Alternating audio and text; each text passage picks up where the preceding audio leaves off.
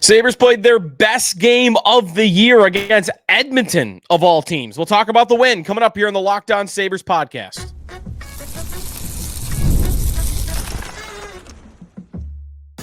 Your Locked On Sabres, your daily podcast on the Buffalo Sabres. Part of the Locked On Podcast Network, your team every day. What is up, everybody? Welcome in to this Tuesday edition, of the Locked On Sabres podcast. Thanks for making us your first listen every day. We are the number one sports podcast network here on the Locked On Podcast Network. You can watch the Locked On Sabres podcast wherever you listen to your podcast. You can watch the show on YouTube, like and subscribe if you are watching along. And if you want to become a part of our Locked On Sabres text club, you can do that as well. Join subtext.com/LockedOnSabres if you want updates throughout the game, updates from practice, and also your comments and questions as well. You can sign up for it there. Sneaky Joe DiBiase on today's show, which is presented by FanDuel. Download the FanDuel app right now by visiting FanDuel.com. Win $300 in bonus bets if your first $5 bet wins. 5-1. Sabres win over the Edmonton Oilers. They improved to 7-8-4 on the season. Their home record continues to look better and better. 6-3-2 on the year now at KeyBank Center. We will go through what happened in the game, some of the numbers from it, some of the most impressive parts of it. And I think Noah Ostlund and Isak Rosen are really going to be pushing Lindy Ruff to make a tough decision in the coming weeks as the team is starting to get a little bit healthier. Also, Colton Ellis, we'll talk about his game. He had another solid performance. That's all coming up on today's show as we look back on Edmonton before we get to Calgary, which is what the Sabres have next. That'll be tomorrow night, Wednesday night at KeyBank Center once again. But this game, what a job by the Sabres. Lindy called it their most complete game of the season, and I have to agree, especially given the caliber of opponent. Edmonton has not been winning a ton this year. They were not in a playoff spot going into the night, but you know what kind of capabilities they have as a hockey team. And in this one, they did not look like the better team really throughout any part of it for me. The Sabres looked fast. They looked hungry. They were getting chances. I thought all four lines performed well. Defensively, thought they were really rock solid. I thought Colton Ellis, while he did play well, was not tested a lot, and that's a credit to the Sabres and the effort that they gave against a loaded team that includes Connor McDavid and Leon Draisaitl. We'll go through some of the goals and some of the numbers, but really I just want to start by just giving applause for what the Buffalo Sabres did to Connor McDavid in this game, and more specifically, the McDavid line in this game. We talked a lot about Matt Savoy coming into the night and how he's not really done all that much while playing even with McDavid so far this season. And he got the nod. In this game, he was playing on the top line with McDavid and Zach Hyman. As good of a pair of teammates as you can find in the NHL. And in this game, you often saw Lindy Ruff match up against the McDavid line, Tyson Kozak, Jordan Greenway, and Peyton Krebs, a somewhat, a checking line, if you will, a defensive line. And that line smothered the McDavid line. They did not let McDavid get ahead of steam in this game, coming through into the neutral zone with as much speed as anybody in the league has. They did not let him get to the front of the net. They did not let him create much. They didn't let him have the puck very often. And I cannot remember a team doing that to McDavid that well, other than sometimes in moments in some of these recent playoff runs where you see Florida with Barkov really shutting down McDavid. It does not happen very often at all that you see a game like that. The McDavid, Savoy, Hyman line, when they were on the ice last night against the Buffalo Sabres, they only had 3 shot attempts to the Sabres 11-3 in favor of Buffalo when the McDavid line was out there.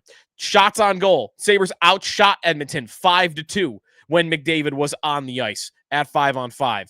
They got 1 goal. The McDavid line got 0 while they were out there on the ice. The scoring chances, this was the craziest number, I thought, when McDavid, Savoy, and Hyman were out there last night. Scoring chances were 10-2 in favor of Buffalo, and you shouldn't be surprised that all of that equates to expected goals at the end of the day, to be 29% for the McDavid line and 71% for Buffalo. I mean, that is unheard of. It's unheard of to see McDavid play that poorly in a game. And it's a lot, I think, to do with the Sabres and the job that they did. And I'm not going to lie. We talked about how the Savoy for McLeod trade looks like a win going into this second year here. And Savoy's not done much, and McLeod's already been everything the Sabres would want. Savoy played a full game with Connor McDavid, and I want to say I did notice him one time last night. Never noticed him. I kind of said that, didn't I? Like, when you do watch him, he can get lost within the play. He doesn't really impose his will physically because of his size. He's not all over the puck, and, he's not ever going to be the primary puck carrier on a line that contains Connor McDavid, but he just wasn't around the play much at all. He totally disappeared. And when you're playing with that guy, it's hard to do. So, don't want to put all the blame on him, but man, if I were an Edmonton fan watching these games and I watched last night, I'd be thinking, all right, this experiment should be over. I don't need to see Savoy continuing to play with McDavid game after game after game to try to get it to work. You should be putting your best player with his best line mates. And part of that, I think, played into it. I think the Kozak line was legitimately great, though. I mean, even in the offensive zone, the one goal that they scored was the goal where Kozak whips a puck on net, gets his own rebound, and has the wherewithal to know that Bo Byram is off to the right side, wide open. And if he slides that pass over to Byram, that Stuart Skinner is going to be so out of position to make a save. And that's exactly what happened. Byram, he had to get the puck off quick, but he had a lot of net to shoot at. He did. He scored the goal. And at that time, that was a big goal. It was 2-1 midway through the second period, which the game was very much in play at that point still. So Kozak line, all the flowers in the world. How you outplay a McDavid line like that. Kozak line outperforming McDavid line. It just, every time I say it, it doesn't feel like that it should be possible. But they were great. Krebs, by the way, in this game, knocked down McDavid from behind, and he was kind of that awkward distance from the boards. And, of course, Podkolzin's got to fight Krebs at the end of the period, which is such an eye roll to me, but I get it, right? You're defending your best player on your team. But very entertaining hockey game. The other goals on the night, we'll talk more about Noah Ostlund, but he gets 2 on the night. Very slick power play goal to take it down on the goal line and then whip out in front very quickly because the defenseman's going to be coming in a hurry. And Ostlund's able to get it past Skinner for that one. The Malenstein goal to get a third goal, I should say, a minute after Byram scores. Those are killers for the opposing team. The momentum killer, the deflation of 2 in 1 minute, that can really hurt an opposing team. And I think the Sabres looked like they drained all the life out of Edmonton after Malenstein tipped that Dahlin shot in. And then Oselin with the nail in the coffin in the third period. Nice whip around. Malenstein is screening in front. And that Oselin, Josh Dunn, Malenstein line, it didn't really, I think I said this, it didn't make a lot of sense for me on paper, but I thought it was possible it could go well because all three of them, I've liked their games as of late. And that's kind of what happened. Like, it's not a natural fit. Ostlund, a skilled young player that doesn't have much size and physicality with 2 grinding big guys that play in the corners and work the boards. But it worked. They all played pretty well. Ostlund, and they scored 3 goals as a line. Ostlund scored 1 on the power play. But between the 3 of them, they had 3 goals last night, which is pretty great. So that's what you were looking at from last night's game. Some of the numbers from last night in totality. Some of the 5-on-5 numbers. The Sabres, in terms of scoring, or shot attempts, 59-57. They got outshot 27-24, but Edmonton kind of, pulled within that number and went ahead late in the game because the Sabres were up. Scoring chances in this game were the big one. Scoring chances for Buffalo, 37 to Edmonton's 17. High danger chances, 16 for Buffalo, 6 for the Edmonton Oilers. And at the end of the day, the expected goals on the night, if I can get my thing to work here, were 3.0 for Buffalo, 1.7 for the Oilers at 5-on-5, 3.8, 2.4 if you include all the power play stuff. So we'll get to some of those numbers on Colton Ellis and Noah Ostlund. In terms of power play, by the way, like, it was a decent night from Buffalo. They only had the 2 opportunities. Oselin scored that 1 goal, 1 for 2. They had their chances on the second one, and staying out of the box. Big key. I know the Sabres have the best penalty kill in the NHL, but Edmonton has got a lethal power play. 3rd in the NHL so far this year in percentage, and they have been top 5 almost every year recently. And to only take 1 penalty on the night and only give them 1 power play, that was also really key. Never letting them get rolling, never letting that spark come with a dangerous power play was huge by the Buffalo Sabres in this one. So when we come back, one of the heroes of the game, Noah Ostlund, 2 goals for him. Lump him in with Isak Rosen, who had an assist on that power play goal. These 2 are making a case to stay in the lineup, but it's going to be tough. We'll get to that and what some of our texters had to say about it when we come back here on the Locked On Sabres podcast. Today's episode of the Locked On Sabres podcast is presented by FanDuel Sportsbook. It's all back right now. The NHL, the NBA, football, college football. There's no better place to get in on the action than FanDuel, the official sports betting partner of the NBA. So even if you miss the start of a game or you want to ride the hot hand, FanDuel has live bets on everything from who will score next to fourth quarter comebacks. Plus, you can even combine your live bets into a same game parlay for a shot at a bigger payout. It keeps every game more exciting, especially when your team is making a late push. Right now, FanDuel is giving new customers $300 in bonus bets when your first $5 bet wins. Again, new customers, $300 in bonus bets if your first $5 bet wins. Head to FanDuel.com, sign up, play your game with FanDuel, the official sports betting partner of the NBA.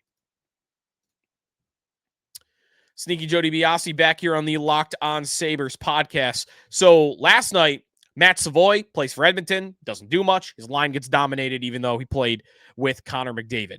Reminder that Savoy was the first of 3 first-round picks by the Buffalo Sabres in the 2022 NHL draft. Savoy went 9th. Ostlund went 16th. Yuri Kulich went 28th. And there was some debate back a couple years ago about, hey, if you're going to make a trade for a established veteran player, which of the 3 do you want to move? Would be the smartest to move. And Kulich really hit his stride right away as a prospect and kind of ascended beyond that 28th overall pick. And I remember talking with different prospect guys about how Oselin might become the Sabres, might be the best of the 3, but it was going to be a slow burn because he was going to be playing in Europe and not getting a lot of minutes. And he's so thin that adjusting to North American hockey could take some time. And Savoy was the guy that was the top 10 pick. So at the end of the day, Sabres trade one of those 3 for Ryan McLeod. And at the moment, it appears they chose right because we know the player Kulich is capable of, and he had a decent rookie year. And last night, I mean, it's so clear one was better than the other. Oselin was a better player than Savoy last night, and he consistently has been all season long. So they might have chose right. 2 goals, and both really nice, skilled goals. When the more you watch Oselin, I mean, on both goals that he had, sure, his finishing ability is on display, whether it's the quick lifted wrist shot in the one motion on the power play to get it over Skinner's pad, or if it's the whip around wrist shot with a screen in front to beat Skinner underneath his arm. Like, 2 nice shots. But what stands out to me from Ostlund is he's such a good skater. He's so smooth. He's so strong on his edges. He's so quick, straight ahead speed. Like, he's a guy that I think will always have a role in the NHL because he's just such a good skater. Like, Sometimes McLeod is maybe one of these guys. McLeod, I don't think is fully realized. Like, he is not the best shooter, the best stick handler. He's not physical at all. What makes Ryan McLeod an impact NHL player? It's his skating. He's one of the fastest skaters in the NHL. He's very tough to keep up with. He moves very well side to side. And Oselin reminds me of McLeod as a skater a lot. So I think that's very exciting. But with him, you might have more offensively. And to get his second and third goals of the season, playing on the number one power play unit, that's a lot of trust from Lindy Ruff. And even though he was bumped down to the fourth line center role after playing, a week or two on the second line center spot, it's a guy, when you're at that age and you go down to a fourth line with two, different type of players like a Malenstein and a Dunn, a young player could very easily just not show up for that game or really get lost in it and not feel like, or even just be down on like the downgrade. Ostlund looked so energized last night and was all over. It's like he was playing with a fire of, you're not keeping me on the fourth line. Go ahead. You put me in the fourth line for this game. I am going to fight my way right back up there. That's how he played to me. And what he said in postgame was that basically his job right now is he wants to make it as tough as possible on Lindy Ruff and Kevin Adams to send him back down. Now, they might do that. He is still pretty undersized, I think, for his age in the NHL. But he's playing like a guy that it's going to be tough to send him back. Isak Rosen, kind of the same thing in ways. He's got 6 points in 8 games, and he gets that nice assist last night on the Oselin goal. He is a guy that has more experience professional hockey-wise. He's played 4 years of professional hockey. So him getting a longer look in Buffalo feels a little bit more likely to me, because for him, it's time to go. Like, you're either an NHL player or you're not at this age.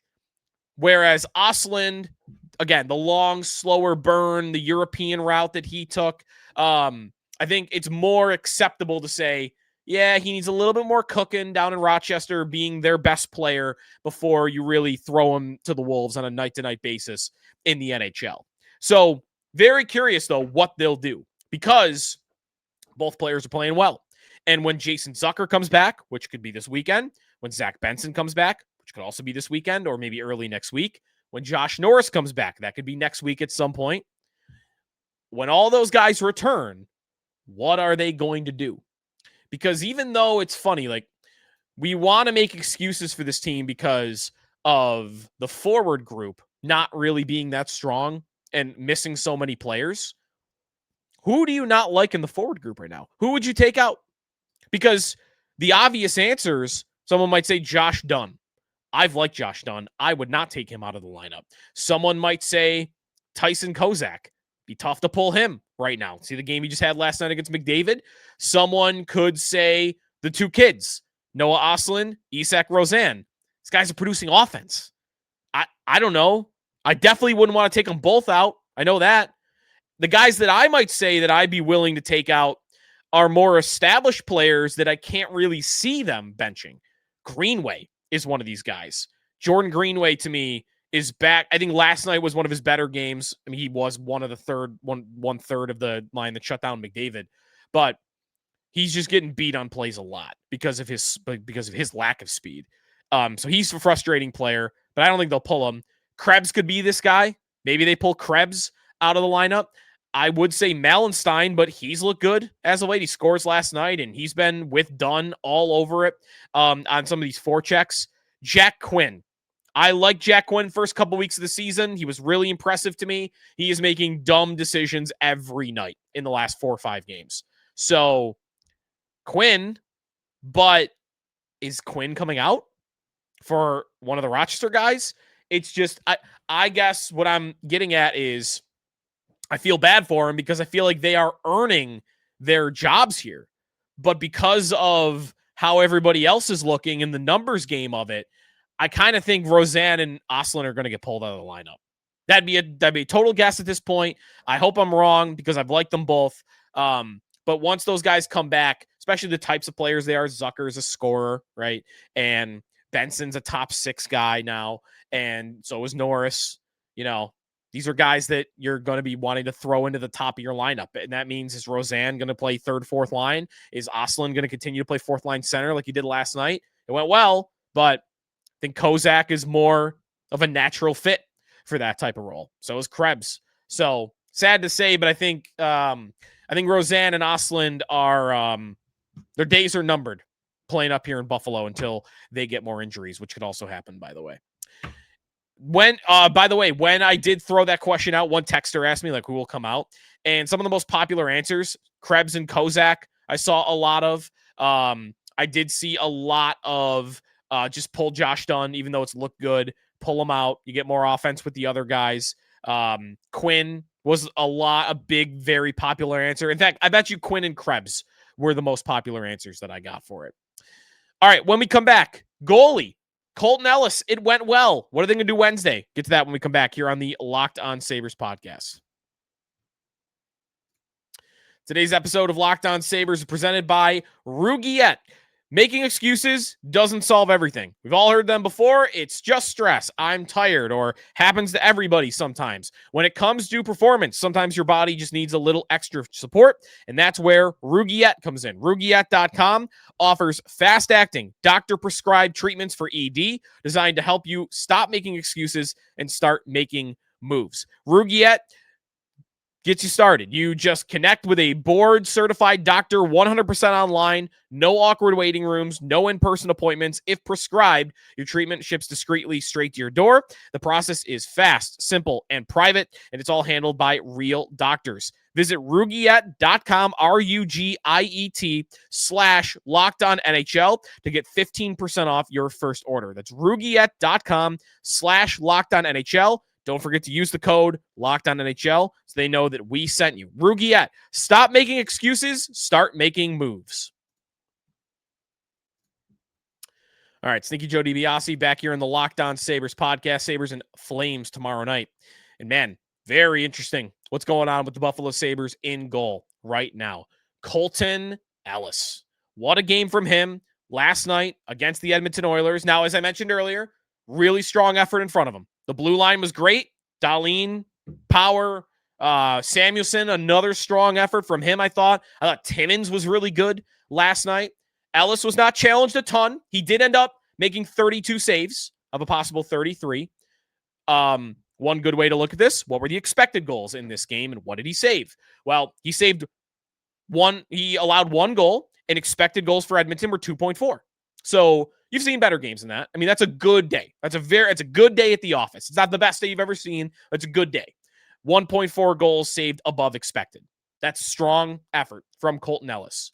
So the fact that he's been getting the nod 3 of the last 4 starts, and he's coming off a performance like that against a very good team, my inclination would be he's going to play again against Calgary. Paul Hamilton he was out with me and Jeremy at WGR this morning, said he bet Brian Koziol a steak dinner that Ellis will be the goalie on Wednesday night. So Paul's obviously very, very confident that it will be Colton Ellis. I would be with him. I think it would be stunning to me if Colton Ellis was not the goaltender. I asked Lindy Ruff about him this morning on WGR and sung his praise. Like, loves his side-to-side movement. He's been very polished, very clean. He gave a couple of rebound opportunities up yesterday against Edmonton that I noticed, but otherwise that hasn't been happening a lot.